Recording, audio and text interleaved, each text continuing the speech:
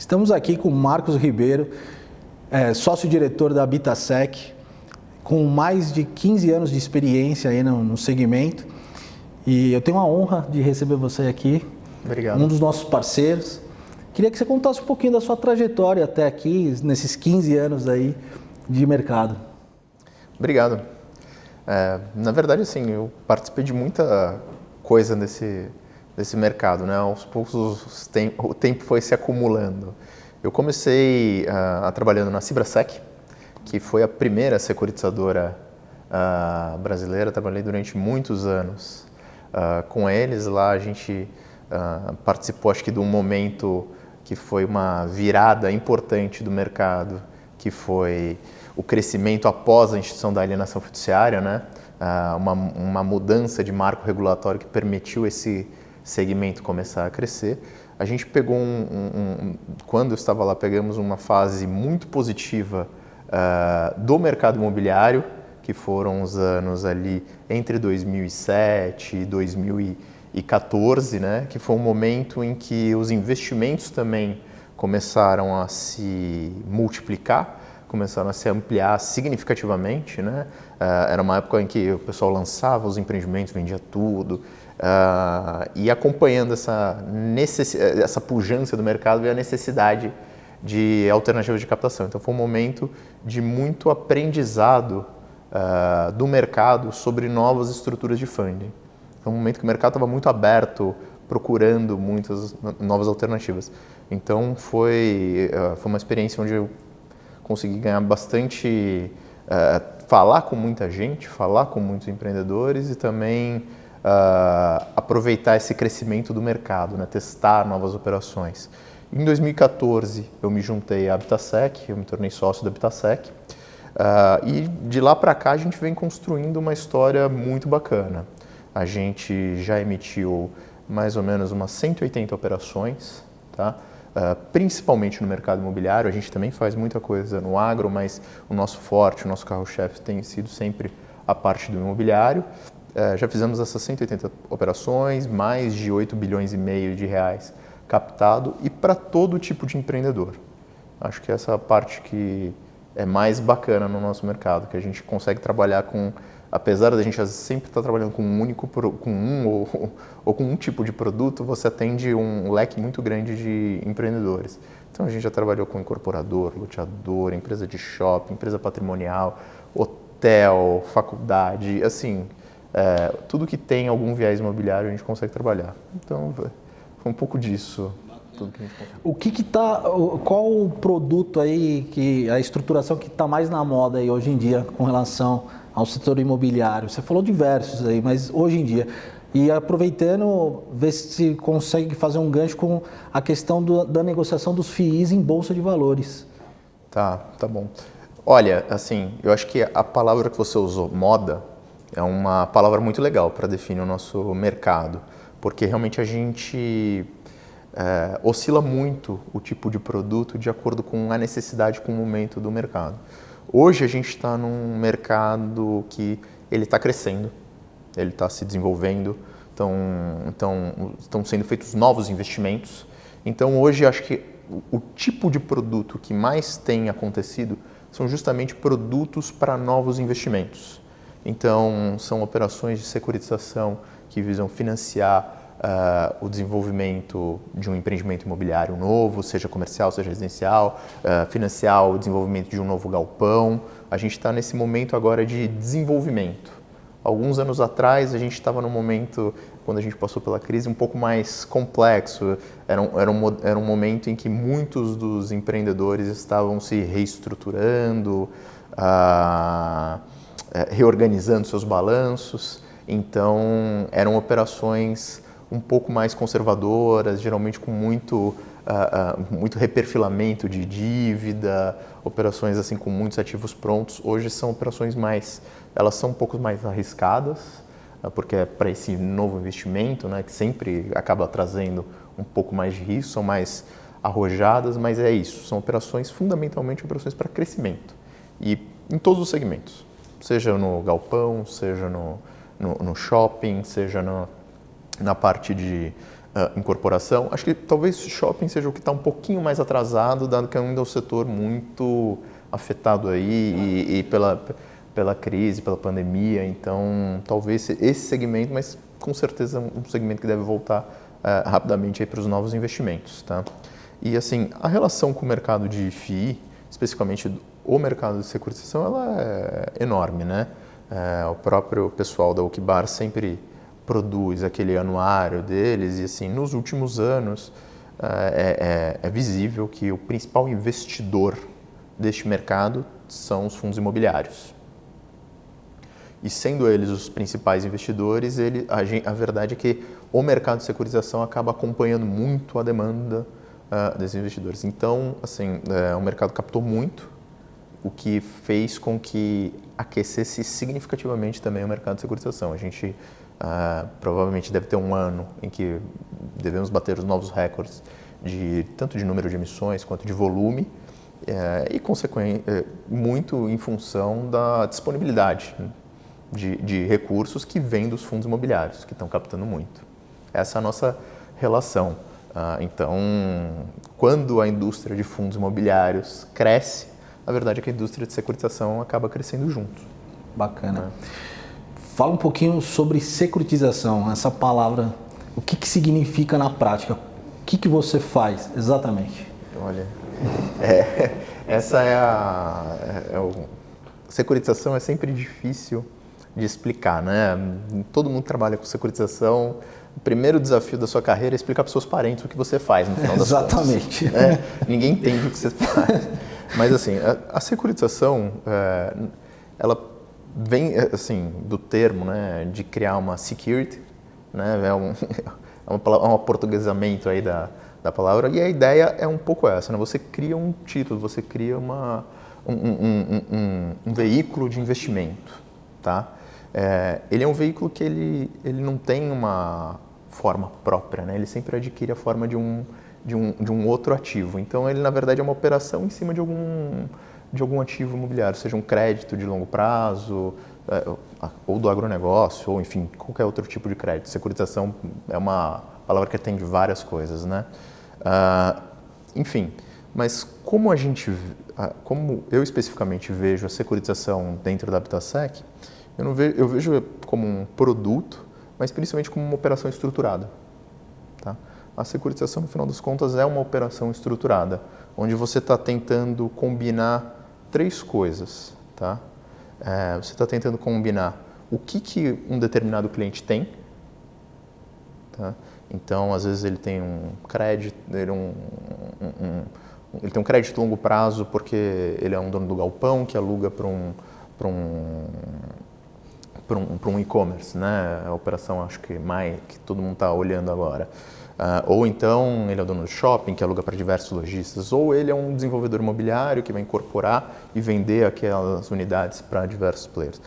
Então você tem que olhar o que esse cara tem, qual que é esse ativo que ele está olhando ali, combinar com o que ele quer, o que ele precisa, por que ele precisa. Às vezes ele precisa antecipar. A maior parte das operações financeiras, elas são operações que adequam os fluxos, os tempos do dinheiro, né? Então, às vezes ele precisa antecipar, ele precisa encurtar o ciclo financeiro dele, né? Ele precisa do dinheiro que ele vai oferir durante anos pela locação ou pelo desenvolvimento e venda daquelas unidades. Ele precisa hoje para investir, para fazer alguma coisa. Então você combina o que ele tem com o que ele quer e finalmente com o que o mercado está comprando, né? Também a gente às vezes gosta de estruturar o produto, mas ele tem que ser saída, tem que ter um investidor disposto, né? E hoje o que o mercado está comprando, hoje o que os investidores estão fazendo, eles estão via esses veículos dos fundos imobiliários, eles estão comprando as diversas operações, estão investindo em operações que rendam bons yields mensais, que tragam esse conforto, né? Coloca um pouquinho de dinheiro na cota lá e fica recebendo uma parcela, uma PMTzinha todo mês em cima daqueles recursos.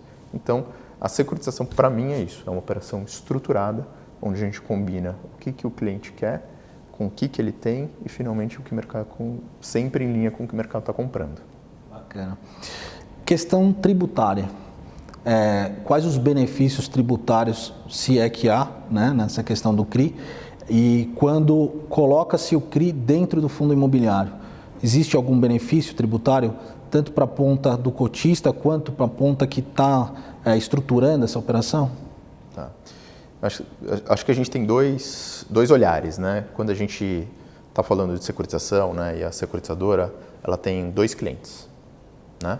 Ela tem o cliente que cedeu os créditos, que é o tomador dos recursos, e o cliente que é o investidor, né, quem aportou o recurso dentro da operação. Então, acho que essa pergunta, primeiro, a gente tem que dividir nessas duas classes, porque ambos têm papéis diferentes. Vamos falar primeiro para o investidor, né? Para o investidor, ele tem um benefício fiscal se ele atender alguns requisitos, né? São isentos de IR e até ganho de capital dentro dos investimentos direto em CRI, as pessoas físicas, né? E alguns outros investidores, mas aí o grosso realmente seriam as pessoas físicas, e os outros investidores são ou os fundos imobiliários ou também eventualmente o investidor estrangeiro, tá? Mas assim, fundamentalmente as pessoas físicas ou os fundos imobiliários, que também tem outros critérios, que são os fundos que tem que ter mais de 50 cotistas, nenhum cotista pode ter mais de 10%. Esses fundos também carregam esse benefício fiscal de isenção de IR em cima dos rendimentos mensais, tá? Então, para os investidores, o benefício fiscal e a grande atratividade é essa, né? Ser um produto isento de IR que, obviamente, faz uma grande diferença no yield, principalmente nesse mercado com taxas um pouco mais baixas, né? A ausência de IR faz muita diferença. E a gente tem um outro lado da ponta, que é o tomador. Para o tomador, a operação de securitização, teoricamente, ela é uma operação inócua. Ela não tem nenhum benefício, mas também nenhum ônus para ele. Então, assim, ele ceder os créditos para uma operação de securitização não vai não vai ser uma estrutura mais vantajosa, mas ele também não está perdendo nada. Então, nessa parte, a ideia é que a operação crie o mínimo de distorção possível para o tomador. O que ele acaba tendo aí de benefício, obviamente, conseguir negociar eventualmente uma taxa mais baixa com o investidor, dado que o investidor lá na outra ponta não está tendo parte dos impostos que teria em um outro tipo de investimento. Perfeito. Tá. Com relação às instituições que participam da securitização, quais são elas? Ótimo. Esse é um ponto interessante, né, e apontando também um pouco de como o mercado brasileiro funciona, né? Dentro da parte do imobiliário e do agronegócio, a legislação criou a figura das securitizadoras, tá? Diferente de outros mercados em que talvez não tenha necessariamente um veículo tão específico. No mercado brasileiro a gente tem a securitizadora, que é quem emite efetivamente o título. Ela nunca ela emite, mas geralmente sem qualquer corresponsabilidade com aquele título, né? Ela não é, digamos assim, responsável pelo que está ali, ela administra, mas ela não é a devedora do que está ali embaixo, né? Então ela só transforma aquele crédito em uma operação de securitização, aqueles créditos em uma operação de securitização. Agora, então a gente tem primeiro a securitizadora, que vai ser o emissor do título, aí obrigatoriamente a gente tem, obviamente, o agente fiduciário. O agente fiduciário, o papel dele é resguardar os interesses dos investidores. Ele é o responsável por verificar toda a documentação e garantir que a securitizadora esteja administrando os créditos a contento do que foi acordado e respeitando os investidores. E verificar também a questão da precificação, né, diária dos ativos. Né? Exatamente. Isso é tudo, né, na verdade. Não vai desde a rentabilidade, né, ou seja, está pagando a taxa que efetivamente deveria estar pagando, né, então é o cálculo do PU, né, esse trabalho constante de ficar verificando e checando os números, mas também os demais pontos, né? A securitizadora está cumprindo com as obrigações, ela está fazendo a administração do lastro da operação corretamente, tudo isso acaba sendo o papel do agente fiduciário, resguardar os interesses dos investidores, né? Se houver um problema, houver uma assembleia, o agente fiduciário vai participar da assembleia, né, garantindo que o quórum de deliberações seja respeitado, que as regras do contrato sejam respeitados, né? Então a gente tem a securitizadora, o agente fiduciário, aí a gente tem sempre também... Banco liquidante, né? A gente tem a instituição custodiante, que é responsável geralmente por fazer a custódia do título lastro dessas operações, né? Garantir que está tudo ok, tudo bem formalizado, manter tudo ok. A gente tem um escriturador. O escriturador ele é o responsável por manter atualizada a base de investidores daquele determinado papel. Então, saber quem tem cada título garante esse acompanhamento. A gente tem o banco liquidante, que vai realizar, né, as transferências e as movimentações financeiras. A gente tem a clearing, que é a B3. Aqui no caso, hoje a gente tinha a CETIP, né? Agora virou tudo B3, onde são todas registradas todas as operações e onde elas são efetivamente liquidadas e por onde acontecem as movimentações. E a gente também tem, acho que um outro player que vale a pena mencionar, é o coordenador líder ou intermediário líder das ofertas. Toda operação de securitização é uma oferta de valor mobiliário, uma oferta pública. Aí, para atender, obviamente, a regulamentação da CVM, a gente tem um coordenador que vai ser o responsável pelo processo de distribuição. É o responsável por verificar se o investidor que está aportando recursos, ele atende os requisitos estabelecidos, se ele é um investidor profissional, qualificado, no caso das ofertas 476, né? E ele também é responsável, obviamente, a subir e manter íntegra toda a relação de documentos que a CVM pede. Então, assim, é uma operação que tem muita gente envolvida, tem muitos players que participam. E esses só são, digamos assim, os obrigatórios. Isso daí traz para o investidor uma segurança, né? Então, essa complexidade, na verdade, é uma segurança para o investidor, né? Você tem toda a razão. É muita gente olhando diversos pontos, assim, é um segmento bastante regulado, o que obviamente dá bastante conforto de que todas as regras estão sendo atendidas, né, que está tudo sendo respeitado, né? Por exemplo, recentemente não, mas há alguns anos a CVM também instruiu uma obrigação dos patrimônios separados, que é onde a securitizadora separa cada uma das suas operações, né? Porque as operações elas não têm CNPJ, elas ficam tudo debaixo da securitizadora e cada uma delas é separada, né? Ela tem esse Instituto do Patrimônio de Afetação para que uma não contamine a outra, né? A CVM, há algum tempo, instituiu a necessidade de auditoria desses patrimônios. Então, apesar deles não terem um CNPJ próprio, eles têm uma contabilidade individualizada e um relatório de auditoria, para que, obviamente, os investidores possam acompanhar e ter certeza que o andamento, recebimentos e saídas está tudo em linha com o que foi contratado efetivamente. Marcos, um ponto importante no nosso mercado é o avanço tecnológico.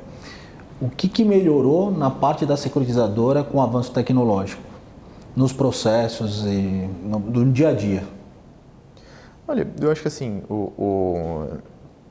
os avanços são diversos, né? E acho que eles estão indo para linhas diferentes, às vezes enfim, depende um pouco da importância que cada um dá para cada coisa. Acho que o principal avanço tecnológico tem sido a maior disponibilidade de informações. Tá? Eu acho que a transparência tem sido o principal ganho tecnológico aí que a gente teve nas operações nos últimos anos. Assim, cada vez mais as securitizadoras e os investidores, obviamente, também pedindo, né, essa maior transparência, e optando por abertura de sistemas, onde você consiga ter maior acesso às informações e acesso mais rápido, né? Acho que talvez o grande ganho tecnológico que a gente possa mencionar desta pandemia foi a possibilidade das assembleias virtuais. Esse é um ponto, acho que interessante.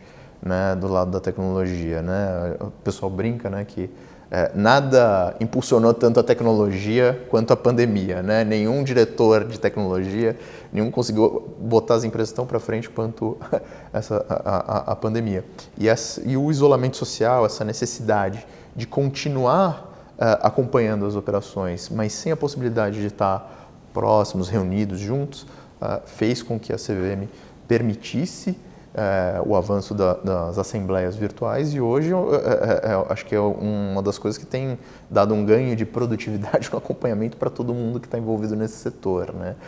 Você não tem mais que reunir todo mundo dentro de uma única sala, etc. Você pode fazer as assembleias por Zoom, todo mundo se vendo, acompanhando, todos os direitos preservados, a representação de cada uma das partes assegurada, sempre atestada pelo agente fiduciário e pela própria securitizadora. Então, esse é um ganho interessantíssimo aí. E para o dia a dia das operações também, as assinaturas eletrônicas também são um ganho significativo de produtividade. As operações de securitização são operações estruturadas, são às vezes operações que geram um material assim imenso, né? E eu cheguei a passar horas assinando contratos de uma única operação. Hoje você, em poucos minutos, assina digitalmente com o seu token toda a operação. Então, acho que esses são dois ganhos assim fantásticos para o nosso segmento. Traz velocidade, né? Traz velocidade, traz transparência e traz confiabilidade também, né? Eu acho que, sinceramente, assinar digitalmente um documento não trouxe nenhum prejuízo versus assinar o documento físico, né? E é legal que os cartórios também estão acompanhando essa tendência, então os documentos assinados digitalmente já estão sendo aceitos pelos cartórios, o que é ótimo também, né? É muito, muito bom. Falando sobre CCI, qual que é a importância dela dentro do CRI? Como que compõe? Como que faz isso daí? Como estrutura? Ótimo. A CCI, olha, é um dos pontos que, quando a gente olha para a legislação brasileira, eu acho que é um ponto em que acertaram muito bem. A cédula de crédito imobiliário, né, a CCI, ela é um instrumento super importante para o desenvolvimento do mercado de securitização e para o bom andamento das operações, né? A CCI, na verdade, ela é um título em que ela é um espelho de um crédito. Ela é um título que ela não tem, você não cria do próprio ar, ela está sempre representando alguma coisa. E ela trouxe uma possibilidade muito interessante que, primeiro, você pode ter uma CCI, ela só pode representar um crédito, mas você pode ter um crédito representado por várias CCIs. Então esse é um ponto super interessante que a legislação trouxe, que às vezes você tem um crédito, você consegue dividi-lo como você quiser, por prazo, por percentual. E esse, para o mercado imobiliário, por exemplo, onde às vezes você tem vários sócios num único empreendimento, eles têm os diversos créditos, permite você separar o crédito apesar de só ser um único crédito, você pode separar o que é do fulano, o que é do ciclano, e isso é muito positivo. E também ela traz um ganho operacional significativo, porque quando você faz o registro da CCI em cima de um crédito imobiliário, né, por exemplo, financiamento para aquisição de um imóvel, quando você tem a emissão da CCI e a averbação dessa CCI na matrícula daquele imóvel, isso te permite que você possa fazer a cessão desse crédito sem ter que ir novamente ao cartório, incorrendo em novos custos, incorrendo em prazos, etc. Você pode transacionar a CCI pelo ambiente da CETIP, por exemplo, né? Na verdade por qualquer clearing, mas hoje a gente tem basicamente a CETIP fazendo isso. Você pode transacionar aquele crédito e quem detém a posição daquele crédito dentro da B3 é quem efetivamente é o credor perante o cartório. Então, no processo de execução é quem pode ir lá acionar toda a execução. Então, é um ganho de produtividade imenso, né? Assim, eu já estou bastante tempo nesse mercado, mas eu não cheguei a pegar uma fase inicial onde a gente ainda não tinha esse grau de sofisticação na legislação, mas eu me recordo de trabalhar com pessoas que me contaram que, enfim, cada sessão você tinha que ir novamente ao cartório e fazer uma nova verbação e fazer um novo processo, enfim, o que, primeiro, torna um processo muito mais moroso e também tem uma perda, né, na qualidade dos ativos. Lá na Habitasec, o foco é imobiliário. Vocês fazem outro tipo de securitização lá? Na Habitasec a gente faz dois tipos de securitização, imobiliário e agronegócio. Tá? A gente faz a emissão de CRI e a gente também faz a emissão de CRA. Até hoje a gente, por uma decisão estratégica, até um pouco de oportunidade, a gente tem trabalhado mais dentro das emissões de certificados de recebíveis imobiliários. Tá? Eu não sei, primeiro, a gente está desde 2010 nesse mercado. Em 2010 era muito difícil de ter operações de CRA, era um mercado muito mais restrito, né? Então a gente acabou desenvolvendo uma expertise e um relacionamento muito forte com essa indústria. Mas a gente vem aos poucos também trabalhando com o mercado de securitização do agronegócio, a gente vem trabalhando aí sempre com parceiros e com outras casas que eventualmente entendem bastante nesse negócio, e a gente está animado com a possibilidade aí do Fiagro. Eu ia aproveitar e ia falar exatamente isso. O que você está achando do Fiagro? Eu acho que assim, um excelente produto, né? Eu acho que a experiência com o fundo imobiliário é muito positiva, né? Basicamente hoje, quando você olha, é uma classe de ativos que ganhou uma força tremenda e que vem entregando, acho que, uma solução interessante para os investidores, né? Acho que só ganhou toda essa força porque entrega um bom produto. E acho que o Fiagro ele tem a mesma capacidade. Na minha leitura trabalhando nesse mercado, eu vejo que a maior parte das operações elas são bastante complexas. Principalmente olhando nesse mercado de securitização que trabalha muito com operações de crédito privado, né? De certa forma, operações relacionadas com algum tipo de crédito privado. E é um produto difícil para o investidor, pessoa física, ter acesso em grande escala, né? Você vai ter os grandes investidores que vão ter acesso, mas para a grande maioria é difícil você fazer o acompanhamento dessas operações. E eu acho que o fundo imobiliário ele trouxe essa novidade de você ter o gestor que cuida das operações, né? Que ajuda o bom andamento das operações, e acho que a gente pode ter esse mesmo movimento dentro do mercado do agronegócio, né? As operações de agronegócio envolvendo o crédito privado também são operações complexas. É difícil para o investidor hoje do varejo conseguir, mesmo que ele tenha a capacidade de fazer o investimento e dele acompanhar uma operação de agronegócio. Imagina, uma produção de soja no interior do Mato Grosso. Se ele está aqui, o investidor que está aqui em São Paulo, é difícil para ele acompanhar. E eu acho interessante a ideia do Fiagro, que pode democratizar o acesso a esse tipo de operação. E a gente está super animado com essa perspectiva e a gente vem crescendo e a gente espera crescer significativamente dentro da securitização de agronegócio, assim como a gente cresceu com o imobiliário, com o advindo do Fiagro, né? E esse novo público, essa nova classe de ativo que também vai entregar um valor com certeza super interessante para o investidor. Aproveitando, falar de Fiagro, né?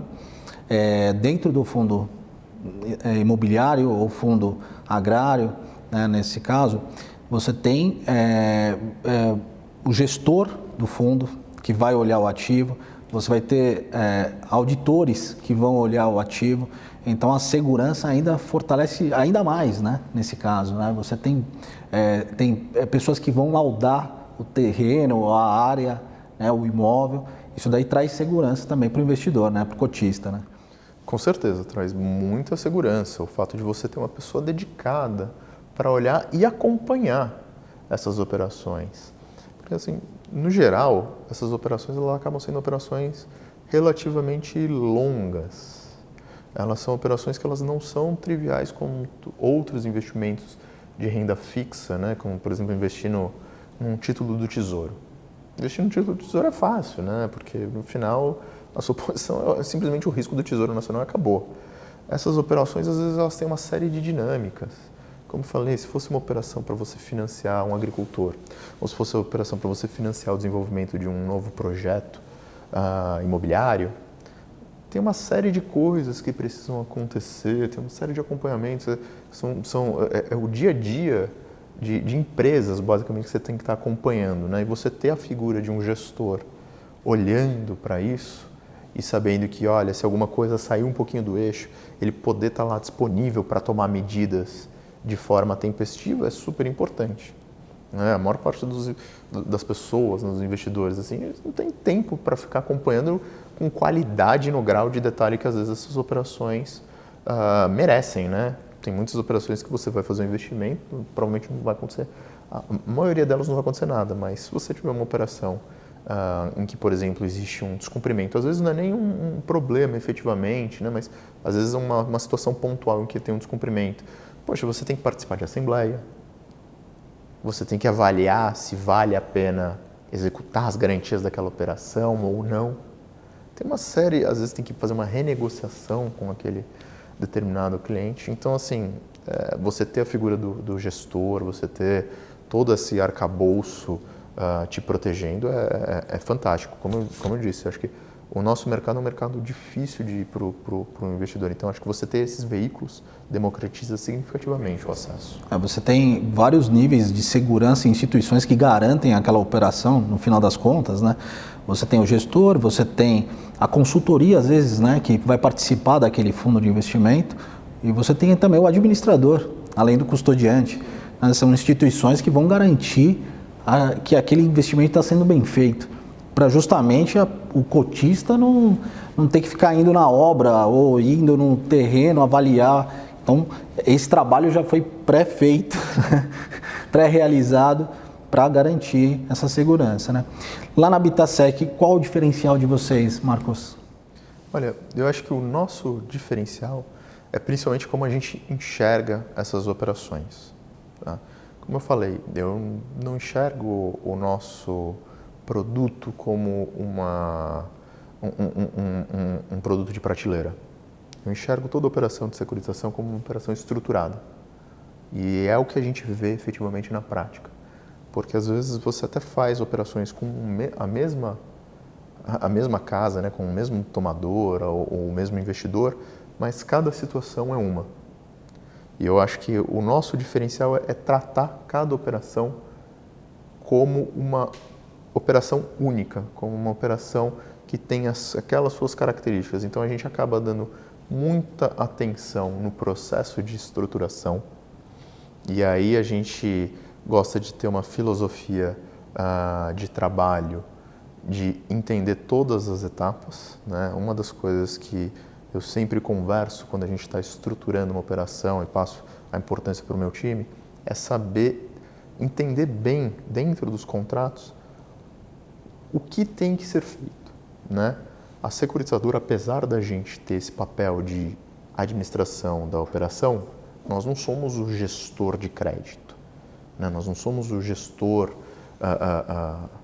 que está acompanhando a qualidade de crédito daquela operação. A gente é basicamente o administrador, a gente está muito mais próximo de um administrador de fundo do que efetivamente de um gestor, né? Então a gente tem que saber o que a gente tem que fazer. Então, muitas das operações, às vezes a gente recebia alguns estruturadores, traziam uma determinada operação cheia de covenants, e às vezes você perguntava, tá, mas o que acontece se houver o descumprimento desse covenant? Bom, explica o que é covenants. Tá, ótimo. Os covenants são obrigações, né? Principalmente obrigações financeiras, né? Então, o covenant muito comum, né, no mercado de operações de debênture, de securitização, é a dívida líquida sobre o patrimônio, alguma coisa assim. Então, é uma obrigação que o devedor ou que, enfim, que a operação tem que respeitar, um índice de garantia, né? Então, a gente, como eu estava falando, a gente se preocupa muito em olhar esses covenants, primeiro entender a qualidade daquela informação e as consequências daquela informação. Esse eu vejo muito como o diferencial da Habitasec. A gente sempre tem esse olhar. Então, por exemplo, se você está observando um covenant relacionado, ou enfim, uma obrigação relacionada ao índice de garantia que você tem que manter sobre um imóvel. Da onde vem essa informação do valor do imóvel? Você vai usar uma empresa de avaliação? Você vai usar que tipo de empresa de avaliação? Você vai pegar o valor patrimonial contábil do cliente?